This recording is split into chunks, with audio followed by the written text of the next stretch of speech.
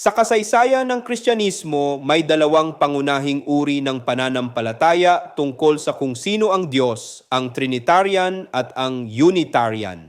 Ang Trinitarian churches tulad ng Iglesia Filipina Independiente, Roman Catholic Church, Orthodox, Anglican at karamihan ng Protestant churches ay naniniwala na ang Diyos ay iisa ngunit may tatlong persona, ang Ama, ang Anak at ang Espiritu Santo. Ito ang pananampalatayang nakaugat sa Biblia at sa mga unang konsilyo ng simbahan. Mayroon namang Unitarian churches na naniniwalang iisa lang ang persona ng Diyos at hindi Diyos si Kristo sa parehong paraan ng pagka-Diyos ng Ama. Hindi ito tinanggap ng sinaunang simbahan, kaya't nanatili ang Trinitarian faith bilang sentral na aral ng Kristyanismo. Kaya ang IFI ay kabilang sa mga Trinitarian churches na nanalig sa Diyos na tatlo ngunit iisa.